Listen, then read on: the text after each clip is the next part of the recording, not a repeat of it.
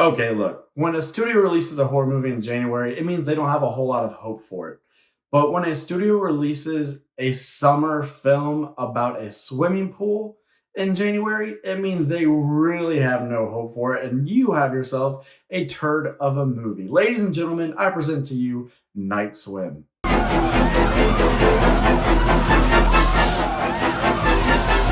All right, Night Swim is the feature-length film version of a short film about a haunted swimming pool. Now, both are directed by Bryce McGuire. Bryce McGuire also wrote this film.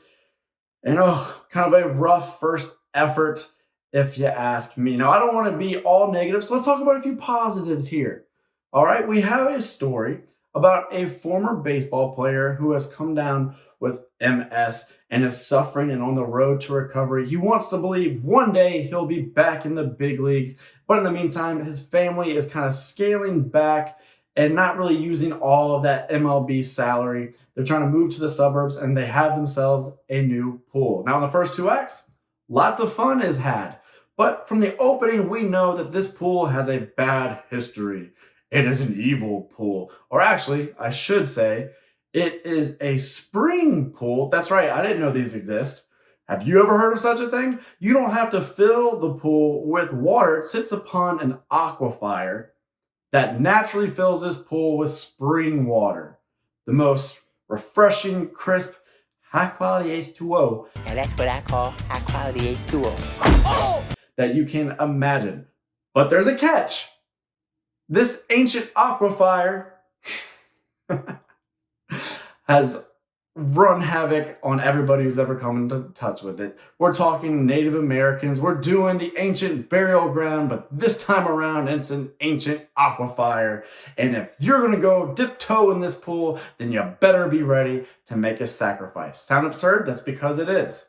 And the movie handles it completely straight-faced, which I think is really the first problem, and a huge problem that even a pretty good cast led by Wyatt Russell could not overcome. Now, the first two acts of the movie, they try their damnedest. They really make you like these characters. They show them in fun little family situations, and they actually do their damnedest to try to explore the conceit of Night Swim about a dastardly swimming pool. And so they do things like showing somebody doing their strokes through the pool, and as they turn their head, we get some fun camera work. We tilt up, we tilt back, simulating the head movement, and it's kind of like the oscillating fan trick from Paranormal Activity, where you know, as you gradually rotate from one side to the next, eventually something is going to be there, and thus you wait with bated breath.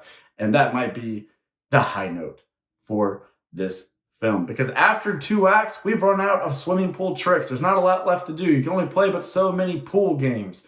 You can only do so much with like a filter or with quarters that kids are diving to get off the bottom of the pool floor.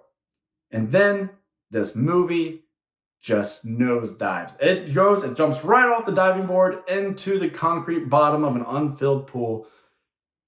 Yeah, we go from like the swimming pool aquifer stuff to like, we're just going to do generic possession crap here now.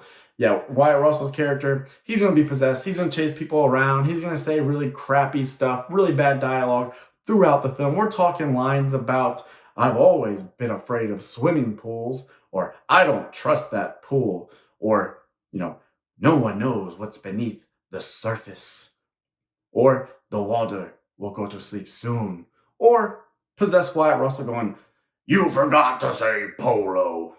That is Night Swim. And again, it's told all that is uttered with a completely straight face. Now, if this had leaned into the absurdity, if this had gone campy, if this had gone zany, all right, maybe we would have had a Malignant type of time. But instead, we get the most bland, generic third act, hopefully that we will get in the entirety of 2024. So, what else is there to tell here? Is it scary? No, because the entity besieging our pool looks like freaking Grimace, but with googly eyes and a whole lot of waterlogging going on.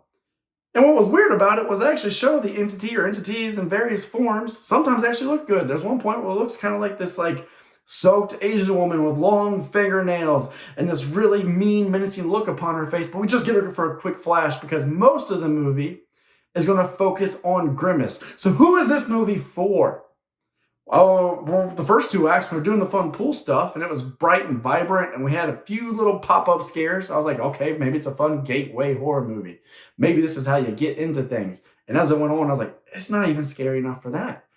And the monster looks so goofy. I had to keep lowering the age that I thought you could start someone off with this. To where now I'm like, can you show Night Swim to the average 6 or 7 year old and then maybe not even have a nightmare? Maybe they just get out of it with one nightmare and now they're on the horror train. So there you go. That is who Night Swim is for. But if you're like me and you're a 30-year-old man, then you're just going to be wishing for better for these actors that actually displayed a lot of talent.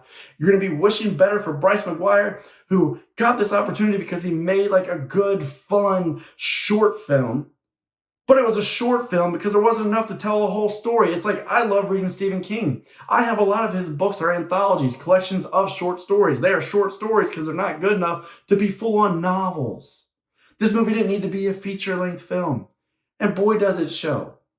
So try as they might with trying to make fun, affable characters in the beginning that you care about, couldn't overcome the dialogue, couldn't overcome the lack of scares, couldn't overcome god-awful, atrocious creature designs, and definitely couldn't overcome the generic tropiness of the third act in which we go and we visit survivors of past victims and we do lame-ass twists that don't really do anything for you, and we have the ancient burial ground essentially in this aquafire. It's all things you've seen 1,000 times before. But like the ancient burial ground crap, a lot of people mistakenly kind of confuse that with Poltergeist. Think about Poltergeist and then think about the movie I just showed you or talked to you about. It'll have you wanting more. I say skip this movie. Don't waste your time with it. The dialogue is bad. Wyatt Russell's saying, "You're supposed to say polo." Yeah, it's goofy that it's said with a straight face and it's supposed to be menacing, but it's not so goofy that you can actually go and laugh at how bad the movie is, and that's unfortunate. I'm giving it a 1.5 out of 5, and that's a shame for our first review of the year, but here we are. If you enjoyed this review, please hit like, please drop a comment, and subscribe if you're new to the channel. You've watched this far. We must be vibing at least a little bit. And on that, as always, I have a big question to ask you. You think you go out and have a good day? I hope you can. I'm Nate. I'm going to go try to do exactly that and forget this awful, awful movie. I'm Nate for natemareflix, and that's a wrap.